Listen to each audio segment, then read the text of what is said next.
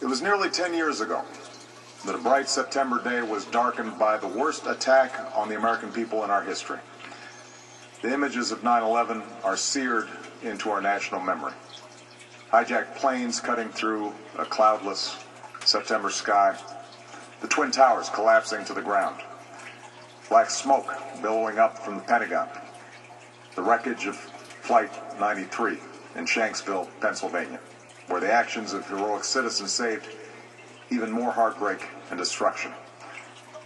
And yet we know that the worst images are those that were unseen to the world.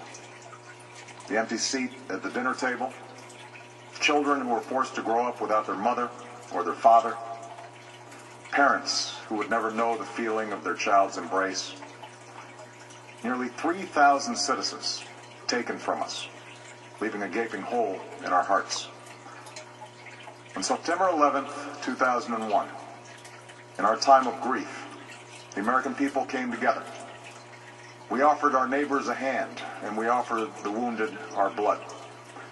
We reaffirmed our ties to each other and our love of community and country. On that day, no matter where we came from, what God we prayed to, or what race or ethnicity we were united as one American family. We were also united in our resolve to protect our nation and to bring those who committed this vicious attack to justice. We quickly learned that the 9/11 attacks were carried out by Al-Qaeda, an organization headed by Osama bin Laden, which had openly declared war on the United States and was committed to killing innocents in our country and around the globe. And so we went to war against Al-Qaeda to protect our citizens, our friends, and our allies. Over the last 10 years, thanks to the tireless and heroic work of our military and our counterterrorism professionals, we've made great strides in that effort. We've disrupted terrorist attacks and strengthened our homeland defense. In Afghanistan, we removed the Taliban government, which had given bin Laden and Al-Qaeda safe haven and support. And around the globe, we worked with our friends and allies to capture or kill scores of Al-Qaeda terrorists, including several who were a part of the 9/11 plot. Yet, Osama bin Laden avoided capture and escaped across the Afghan border into Pakistan. Meanwhile, Al-Qaeda continued to operate from along that border and operate through its affiliates across the world. And so shortly after taking office, I directed Leon Panetta, the director of the CIA, to make the killing or capture of bin Laden the top priority of our war against Al-Qaeda, even as we continued our broader efforts to disrupt, dismantle, and defeat his network. Then, last August, after years of painstaking work by our intelligence community, I was briefed on a possible lead to bin Laden. It was far from certain, and it took many months to run this thread to ground. I met repeatedly with my national security team as we developed more information about the possibility that we had located bin Laden hiding within a compound deep inside Pakistan. And finally, last week, I determined that we had enough intelligence to take action and authorized an operation to get Osama bin Laden and bring him to justice. Today, at my direction, the United States launched a targeted operation against that compound in Abbottabad, Pakistan. A small team of Americans carried out the operation with extraordinary courage and capability. No Americans were harmed. They took care to avoid civilian casualties. After a firefight, they killed Osama bin Laden and took custody of his body. For over 2 decades, bin Laden has been Al-Qaeda's leader and symbol, and has continued to plot attacks against our country and our friends and allies. The death of bin Laden marks the most significant achievement to date in our nation's effort to defeat Al-Qaeda. Yet his death does not mark the end of our effort. There's no doubt that Al-Qaeda will continue to pursue attacks against us. We must, and we will, remain vigilant at home and abroad. As we do, we must also reaffirm that the United States is not and never will be at war with Islam.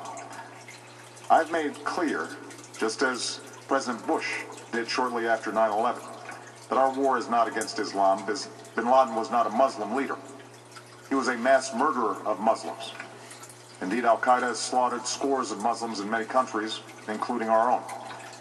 So his demise should be welcomed by all who believe in peace and human dignity. Over the years, I've repeatedly made clear that we would take action within Pakistan if we knew where bin Laden was. That is what we've done. But it's important to note that our counterterrorism cooperation with Pakistan helped lead us to bin Laden and the compound where he was hiding.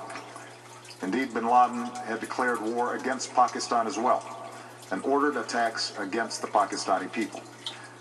Tonight, I called President Zardari, and my team has also spoken with their Pakistani counterparts. They agree that this is a good and historic day for both of our nations.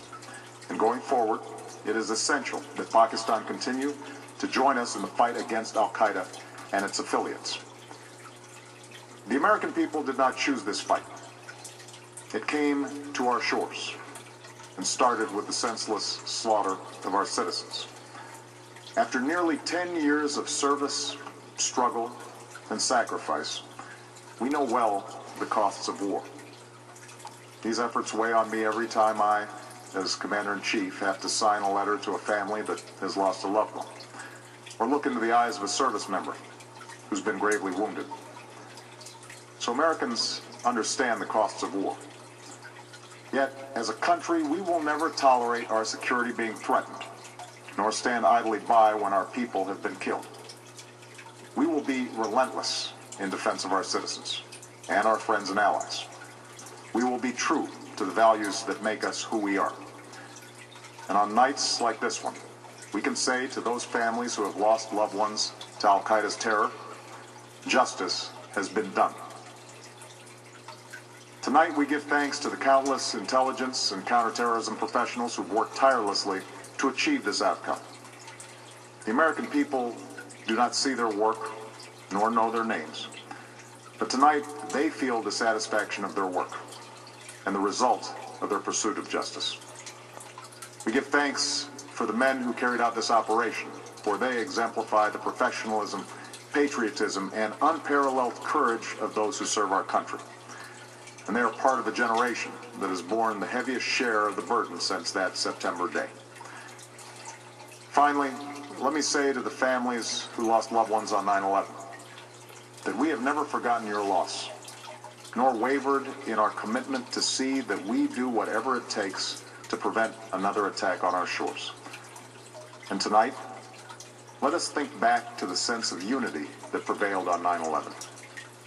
I know that it has at times frayed, yet today's achievement is a testament to the greatness of our country and the determination of the American people.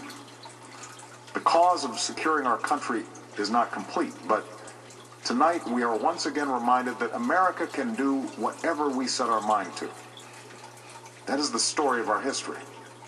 Whether it's the pursuit of prosperity for our people, or the struggle for equality for all our citizens, our commitment to stand up for our values abroad, and our sacrifices to make the world a safer place. Let us remember that we can do these things not just because of wealth or power, but because of who we are. One nation, under God, indivisible, with liberty and justice for all. Thank you. May God bless you. And may God bless the United States of America.